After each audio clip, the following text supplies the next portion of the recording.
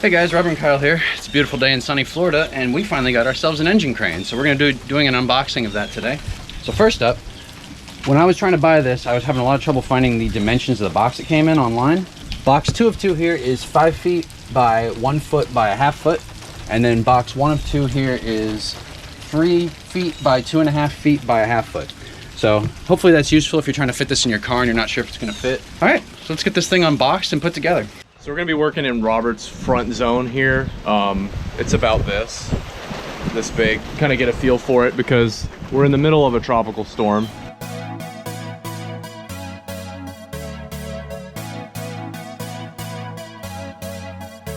YouTube, so everything got blown out just in shipping. So this whole baggie opened up, so there's like washers all over the place in here, so don't lose anything. But there it is. The bearings in these wheels don't really seem amazing, but I think they'll get the job done. I don't really think there even is a bearing. I'm pretty sure this is just bolt spinning on the wheel.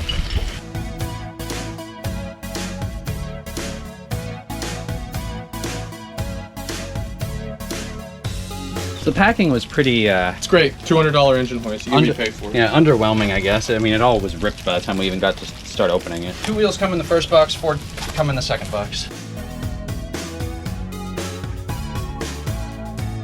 This is great. Look at this guy. Yeah. Big boy long ram jack. You don't need that paint there. Brand new thing, you don't need the paint. No. In 8 easy steps, your engine crane is assembled. So here's everything out of the box. We got the base and then we got all the arms over here propped up. Basically our plan of attack here is flip this guy over, put the wheels on, wheels and first. Go from there. The instructions on which bolts go where are a little ambiguous while you're reading through. Luckily there is a main assembly diagram on page 13 of the book that actually will show you what bolts are supposed to go where. For example, in the case of the wheels, you use these with no washer. Also be sure to note that 2 of the wheels are actually different sizes. So our first mistake of the day, the big wheels do go on here. Small wheels go on that part that we're currently on.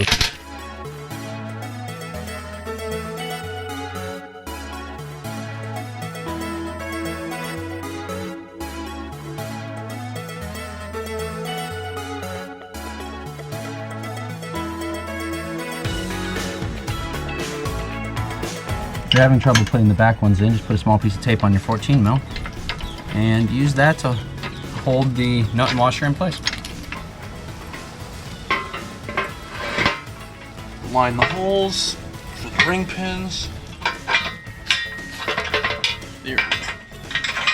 So they just messed it up so bad the first time. I'm gonna say it again. It's big wheels on the back, small wheels in the middle, and then big wheels on the ends. I guess we got the main kind of upper support here. We're going ahead and putting the handle on it. This is step 3 of the instructions, which is put the handle on the back of this main bar that goes straight up. Steps 1 and 2 is put the legs on this and put the wheels together over there. And then I think step 3 is actually just the handle. Just the handle. Very weird step 1 because step 1 was a ton of stuff. Step 1 was to make it look like this, and then step 2 started to get specific. 19. Got 2 bolts labeled 19, and they've got washers that are already screwed onto them. So what we're gonna do is we're gonna hold this post up right here and mount it up right here.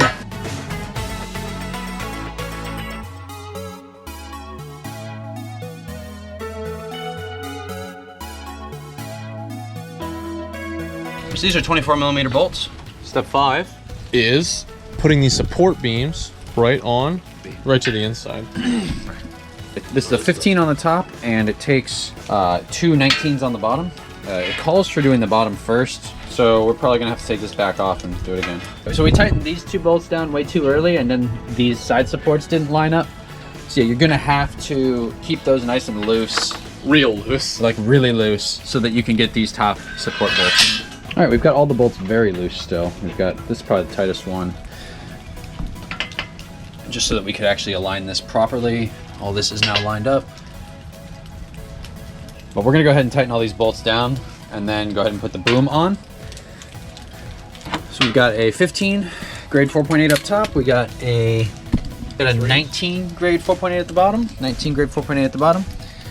And these guys are from the last video, the last part of the video. So these are your 419s that come with the set.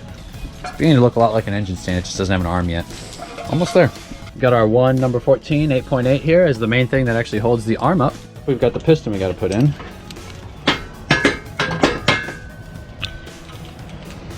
So it's two different size bolts. There's a 17 that goes on the bottom down here, and a 21 that goes up on the top. All right, so we tried to do the bottom first and pull it up. That really didn't work. We're just gonna go ahead and hang it first in the top, like so, as Kyle will demonstrate. And we'll use its own weight to pull it back down. All right, go ahead and lower this back down. All right, so we've just got a little ways to go here.